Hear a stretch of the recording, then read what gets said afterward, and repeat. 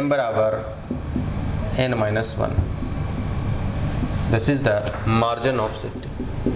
This is very very important. ये कहाँ use करते हैं? यूज्ड टू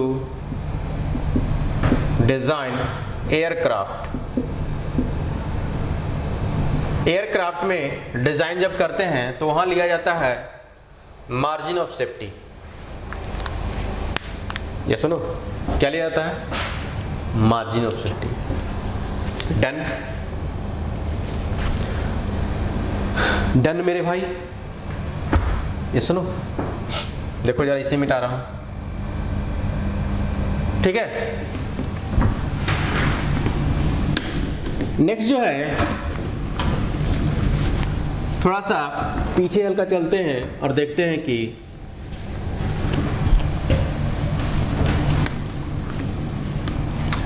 ये मेरे पास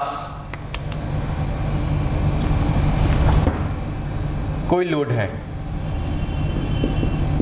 कोई प्रिज्मेटिक बार है कि नहीं? देखो ये मेरे पास प्रिज्मेटिक बार है और इसमें हमने लुक क्या लगाया है? This is load.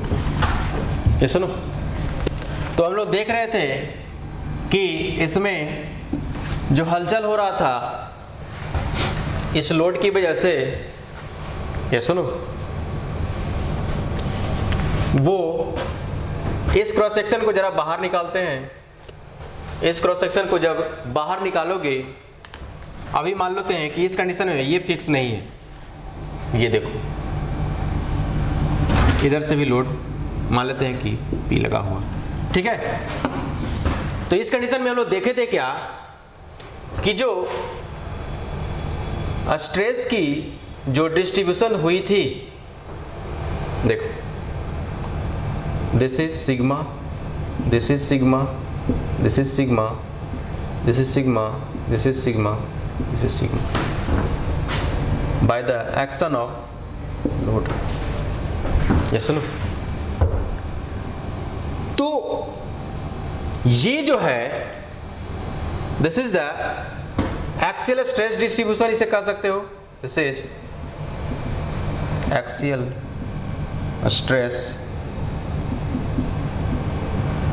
डिस्ट्रीब्यूशन, है कि नहीं?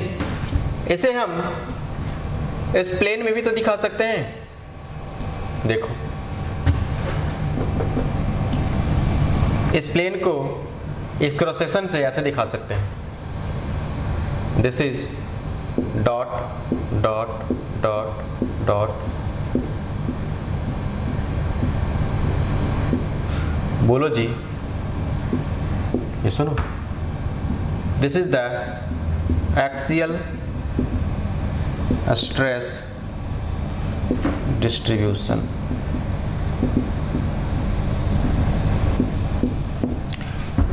ये सुनो,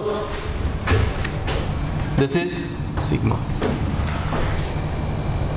तो इस मेंबर में जरा हमें कोई बताए क्या सिग्मा एक्स बराबर सिग्मा है, चूंकि एक ही इस लोड की वजह से नॉर्मल स्ट्रेस आया है। बोलो जी, ये जो फोर्स लगाया गया है इसके वजह से जो स्ट्रेस हम लोग लिख रहे हैं, this is the sigma x. ये सुनो, सिग्मा वाई क्या जीरो है? बोलो। और सिग्मा जेड भी जीरो है। इसका मतलब ये जो बार है इसे बोलते हैं uniaxial state of stress condition. ये सुनो, लेकिन एक बात हमेशा ध्यान में रखना कि ये uniaxial state of stress में आ तो गया, लेकिन स्ट्रेन जो होगा लेंथ के लॉन्ग और डायमीटर के लॉन्ग वो कभी जीरो नहीं हो सकता। जरा देखो, लेकिन इसी में देखो, लेकिन हम कह सकते हैं स्ट्रेन लॉन्गिट्यूडनल वाला प्लस लेटरल वाला, लेटरल स्ट्रेन ऐसे लिख सकते हो। Strain longitudinal can not be equal to 0, strain lateral वाला मान लेते कि एक्स डायरेक्शन हो रहा नॉट इक्वल टू 0 और लेटरल वाई डायरेक्शन हो रहा not equal to 0। This is the very very important. इस लोड की वजह से आप स्ट्रेन देखो, लेटरल और लॉन्गिट्यूडनल स्ट्रेन हम किसी को कह रहे हैं, जरा उसको समझो। देखो, यदि लेंथ में चेंज हो, मानते हैं कि ये इनिशियल लेंथ L है, लेकिन जब एक्शन ऑफ द लोड आया तो जाहिर सी बात है कि ये बॉडी डिफॉर्म करेगा। डिफॉर्म करने से क्या होगा कि इसका डायमीटर कम हो जाएगा और लेंथ क्या हो जाएगा, बढ़ जाएगा। तो जब लेंथ के along change in dimension by original length से, तो उसे बोलते हैं लॉन्गिट्यूडनल स्ट्रेन। लेकिन डायमीटर के along this is the lateral stress, lateral strain. ये सुनो, दिस इज द एक्स, जैसे देखो ये इसका क्रॉस सेक्शन यदि कोई लिखना चाहेगा, देखो यही this is X X Y Y, ये डायमीटर सर्कमफ्रेंशियल के अलोंग वो चेंज होगा तो वो 0 नहीं होगा। लेकिन ये जो लोड है बिल्कुल uniaxial state of stress होगा। ये सुनो, जैसे जैसे तुम लोड बढ़ाते जाओगे, जैसे जैसे ये तुम लोड को बढ़ाते जाओगे, डिफॉर्मेशन जो होगा, डिफॉर्मेशन भी बढ़ जाएगा। लेंथ बढ़ता जाएगा, डायमीटर कमता जाएगा, लेंथ बढ़ता जाएगा, डायमीटर कमता जाएगा।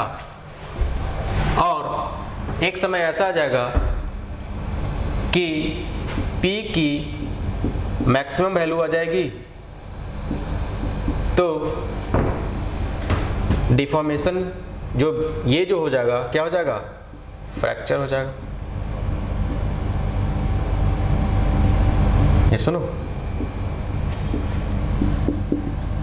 तो इस कंडीशन में हम लोग देख सकते हैं कि यदि uniaxial state of stress है तो वो हमेशा सिग्मा एक्स बराबर सीमा, ये सुनो, सिग्मा वाई बराबर 0, सिग्मा जेड बराबर 0, लेकिन हमेशा लेटरल स्ट्रेन और लॉन्गिट्यूडनल स्ट्रेन दोनों 0 नहीं होंगे, क्योंकि by the action of the load इसमें लेंथ में चेंजिंग आएगा और डायमीटर में भी चेंजिंग आएगा।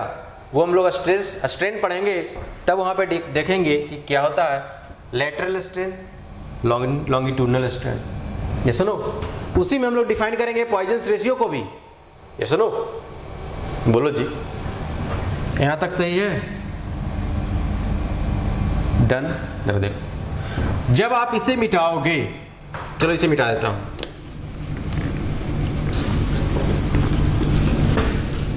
इसे जब हम जानते हैं कि स्ट्रेस जो होता है वो टेंसर क्वांटिटी होता है कि नहीं, तो बिल्कुल उसकी एनालिसिस हम लोग करेंगे।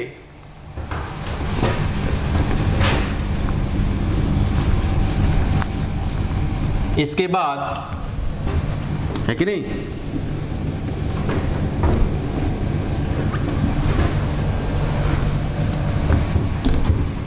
जरा देखो, नेक्स्ट जो हम लोग टॉपिक देखने जा रहे हैं वो हम स्टार्ट करेंगे स्ट्रेस से ही। ये सुनो, तब तक के लिए बने रहिए मेरे साथ। Thank you.